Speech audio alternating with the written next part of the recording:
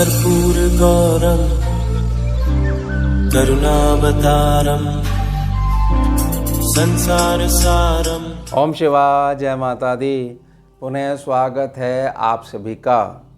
चलिए हमारा विषय ले लेते हैं, मिथुन राशि के लिए अगस्त महीना जो है कैसा रहेगा। अभी कुंडली देखिए और साथ में प्रभाव में आपसे प्रार्थना करता हूँ समझिएगा इसको कि बहुत ज़्यादा ग्रह जो इधर उधर भागने वाले हैं अगस्त के महीने में। 25 अगस्त तक जो आप मंगल देख रहे हैं वृष राशि में, 25 के बाद 26 तारीख से ये आगे मूव कर जाएंगे, मिथुन राशि में आ जाएंगे, गुरु से अलग हो जाएंगे। इसके पश्चात 16 अगस्त तक सूर्य जो है वह जो कर्क राशि में आपको दिखाई दे रहे हैं, यह भी 17 अगस्त को आगे मूव करेंगे। और ये बहुत अच्छा रहेगा क्योंकि जो आगे जो है वह 5 नंबर राशि है, इनकी स्वराशि है, ये अपनी राशि में अपने घर में जाकर बैठ जाएंगे। अब बुध को थोड़ा समझना पड़ेगा। 5 अगस्त से बुध जो है वो वक्री हो जाएंगे, तब तक ये सिंह राशि में ही बैठे हुए हैं। वक्री होने के साथ साथ धीरे धीरे बुध देव जो है वो पीछे मूव होना शुरू हो जाएंगे और 12 अगस्त को वक्री भी होंगे बुध और पीछे आ जाएंगे, यानी 4 नंबर राशि में आ जाएंगे, कर्क राशि में आ जाएंगे, चंद्रदेव की राशि में आ जाएंगे। अब जो ये वक्री जो प्रभाव है बुध देव का, 29 अगस्त से बुध पुनः मार्गी हो जाएंगे, वक्री प्रभाव से बाहर आ जाएंगे। ये थोड़े समय के लिए है। और 25 अगस्त के बाद शुक्र का कन्या राशि में प्रवेश हो जाएगा, जहां पहले से ही केतु देव बैठे हुए हैं और राहु देव की सीधी दृष्टि में शुक्रदेव आ जाएंगे। शुक्रदेव जैसी कन्या राशि में आएंगे तो शुक्रदेव के पास जो भी पावर थी वह आधी हो जाएगी। अगर शुक्रदेव से आप प्रभावित हो नेगेटिव रूप में तो प्रभाव आधा हो जाएगा, और बहुत ज़्यादा शुक्रदेव की पॉजिटिविटी बनी हुई थी वह भी आधी हो जाएगी। आपको रिलीफ भी मिल सकता है और थोड़ा सा संघर्ष बढ़ सकता है। ये तो आपकी लगन कुंडली की जांच के पश्चात ही क्लियर हो पाएगा।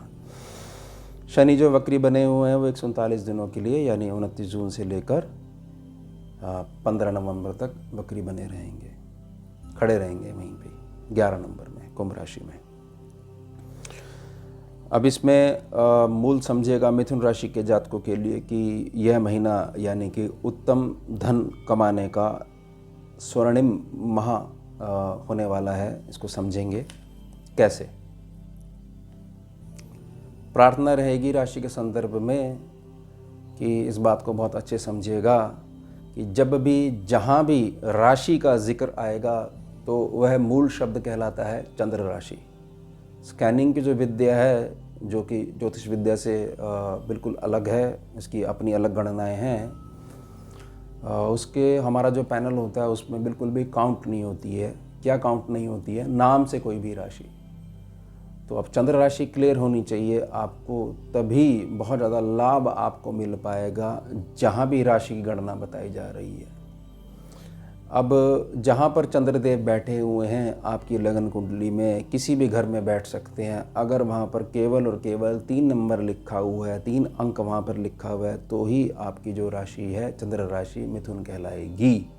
यह नहीं कि मिथुन राशि के वर्ण आपने पढ़ लिए, जो मिथुन राशि के वर्ण होते हैं और आपने उनसे नाम रखा हुआ है, या इससे पहले आपको नहीं पता था आपने नाम रखा हुआ है और कुंडली का कुछ ज्ञान ही नहीं है, और ज़बरदस्ती आप जोड़ने का प्रयास कर रही हो कि हाँ हमारी तो बोलते नाम से मिथुन राशि है। तो कोई कॉन्सेप्ट नहीं है स्कैनिंग की विद्या में, किसी भी प्रकार से कोई कॉन्सेप्ट नहीं है। अब अगर आपको ये क्लियर हो जाता है कि नहीं मेरे को तो बहुत अच्छे से क्लियर है कि लगन कुंडली की जो गणना है उसमें मेरी जो राशि है वह चंद्र राशि है, इसी पे सारे प्रभाव लागू होते हैं, तो जो बताया गया मासिक राशि फल है वह डिवाइड कर लीजिएगा उन सभी इस पूरे प्लैनेट पे जितने मिथुन राशि के जातक हैं। तो यह देखिएगा कि लाभ या हानि जो भी गणना में बताई जा रही है, जो प्रिडिक्ट करी जा रही है, उसका कितने प्रतिशत आपके पास आएगा। तो करना क्या है? करना बड़ा साधारण सी चीज़ है कि जब तक आपकी निजी जो कुंडली है वो स्कैनिंग के पैनल पे नहीं डलेगी तब तक आपको अपना मूल क्लियर नहीं हो पाएगा। ध्यान रखिएगा इस बात का आपकी, क्योंकि लगन कुंडली आपके ऊपर कार्य करती है। जो मासिक जो गणना है राशि की, उसमें कई लोगों को कुछ क्लियर ही नहीं है और वह सभी के ऊपर कार्य करती है। अब यह ईश्वर का आशीर्वाद ही होगा कि हाँ, इस महीने का जो राशिफल है जैसा बताया जा रहा है मेरे पे प्रभाव डाल रहा है, लेकिन वह हमेशा नहीं डालेगा। याद रखिएगा, उस समय कुछ ऐसा हुआ, कुछ होना था, ईश्वरीय इच्छा थी, तो वह प्रभाव दे गया, चाहे अच्छे में देके गया चाहे विषम में देके गया। तो ये प्रार्थना है, लगन कुंडली पे ज़्यादा जोर दिया करो। ये बहुत जनरल कैलकुलेशन है। अब इसको समझते हैं उत्तम धन कमाने का स्वर्णिम माह। इसमें देखिए कि मंगल जो बैठे हुए हैं 12th हाउस में, जो बैठे हुए हैं, जैसे ही ये आगे मूव करेंगे तो अब तक ये लेसन लर्न कर चुके हैं कि जो बृहस्पति देव की संगत से इनको सीखने को मिला है, अब वह बहुत अच्छे से लागू कर पाएंगे। यानी कि जब तक ये बैठे हुए थे, द्वादश भाव में बैठे हुए थे बृहस्पति देव के साथ, तब तक इनकी ट्रेनिंग चल रही थी और ये परफेक्ट सोल्जर बन गए हैं। इनको अपना मिशन क्लियर हो चुका है और इसके प्रभाव से सीधी दृष्टि सप्तम भाव पे पड़ रही है। तो आपके पास बहुत सारी सुख सुविधाएं बढ़नी हैं, मासिक आय में वृद्धि होनी ही होनी है। इसलिए प्रार्थना करी गई कि उत्तम धन कमाने का बहुत अच्छे अवसर आपको मिलने वाले हैं। स्वर्णिम महीना आप इसको कह सकते हो। अब सूर्य जो यहाँ पर बैठे हुए हैं, सूर्य ने क्या काम करा है? सूर्य ने एक प्रकार से जो सीधे चलते हुए आ रहे थे अपने जैसा उनका स्वभाव है, जैसी उनकी लगन कुंडली है, प्रकृति है, तो एक प्रकार से परिचित जो करवाना चाहिए था वह परिचित उनको करवा दिया गया है समाज से, और आगे मूव करवा दिया गया है। आगे जैसे ही मूव हो जाएंगे, अपनी राशि में जैसे ही मूव हो जाएंगे, तो सीधी दृष्टि कहाँ पर पड़ेगी? सीधी दृष्टि सीधा नवम भाव पे पड़ेगी। बेशक वहाँ पर शनि बैठे हुए हैं, कोई बात नहीं है, लेकिन इसको समझने का प्रयास करिएगा कि अगर आप सीधा चलना चाह रहे हो तो थोड़ा सा हल्का सा 2 से 3 दिन का विलम्ब तो हो सकता है, लेकिन आपकी गाड़ी किसी भी प्रकार से रोकी नहीं जा सकती है। बहुत सारी चीज़ें होती हैं, उसमें अगर आप थोड़ा सा शांत हो जाते हो, सद्गुणों का प्रयोग करते हो, थोड़ी सी मुस्कुराहट से अपने कार्य निकलवाना जानते हो, तो कोई भी ऊर्जा आती है, टकराती है और चली जाती है, क्योंकि अब बहुत ज़्यादा आप पक्के हो चुके हो। और वैसे भी जो ट्रेनिंग मंगलदेव को मिली है वह बहुत ज़्यादा मदद करेगी आपको, क्योंकि वो लगन में ही आ जाएंगे इस वजह से। अब बुधदेव जो हैं, बुधदेव पीछे जाएंगे, वक्री होना शुरू हो जाएंगे और पीछे चले जाएंगे। प्रार्थना रहेगी कि जैसे ही ये जो बुधदेव का प्रभाव जो बताया गया है कि वक्री होने के साथ साथ पीछे मूव करेंगे। कई बार क्या चीज़ होती है, इसको ऐसे समझिएगा कि जातक बहुत अच्छा करने का प्रयास कर रहा है, लेकिन सामने वाले के जो कड़े शब्द होते हैं, कठोर शब्द होते हैं, उससे जातक का मनोबल जो है, हौसला जो है, हिम्मत जो है, वो जवाब दे जाती है।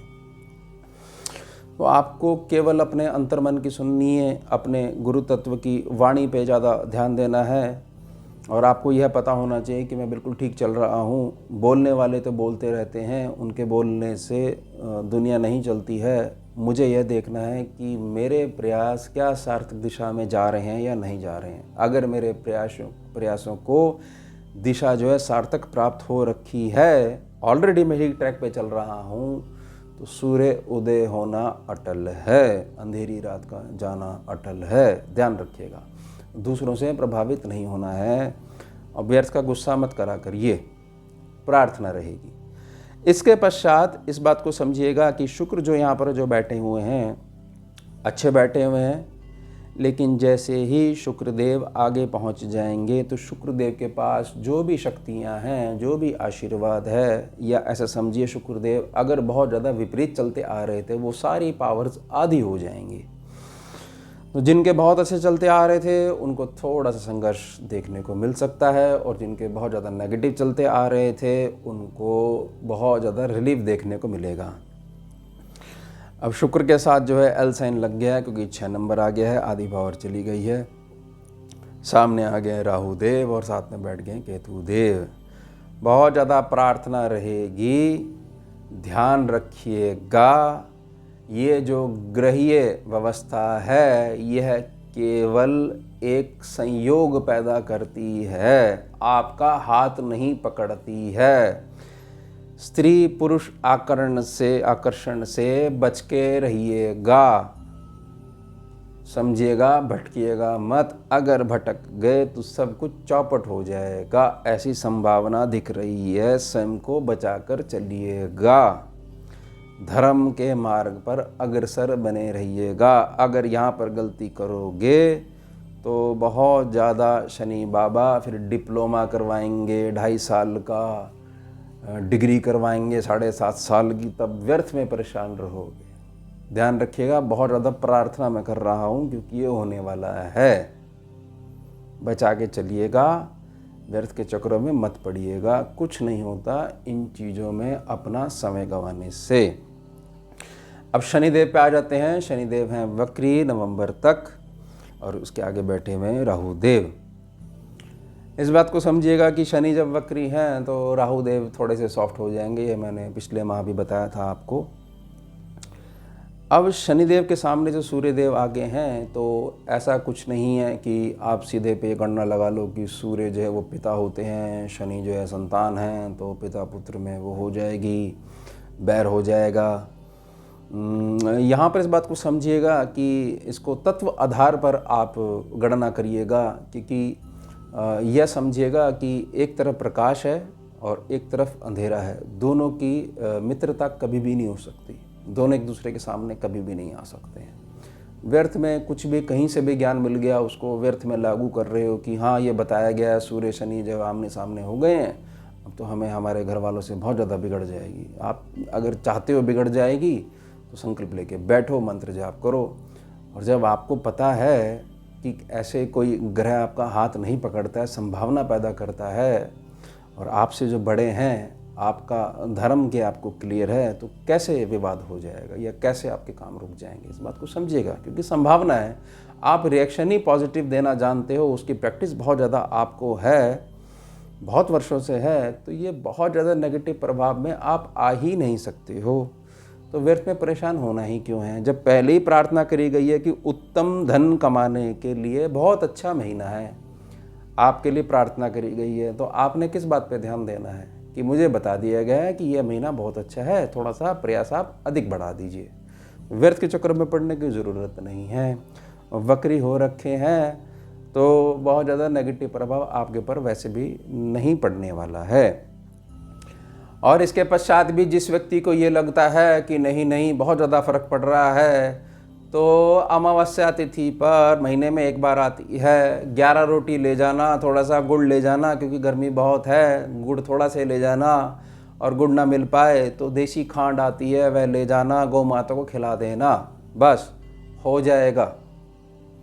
और शनिदेव से बहुत ज़्यादा जिनको भय लगता है और ये लगता है कि नहीं शनिदेव जो है बिल्कुल जो है माफ़ ही नहीं करते हैं, क्षमा ही नहीं करते हैं, अभी शनिदेव को समझे ही नहीं हो, खैर जाने दीजिए, शनिदेव की जब कृपा होगी, जब वो जनवाना चाहेंगे अपने बारे में तो जान जाओगे।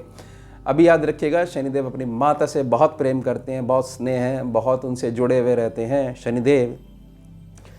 तो ओम छाया माता नमः से माता से प्रार्थना करिएगा, शनिदेव आपको आउट ऑफ द बॉक्स जाकर मदद जरूर करेंगे, ध्यान रखिएगा।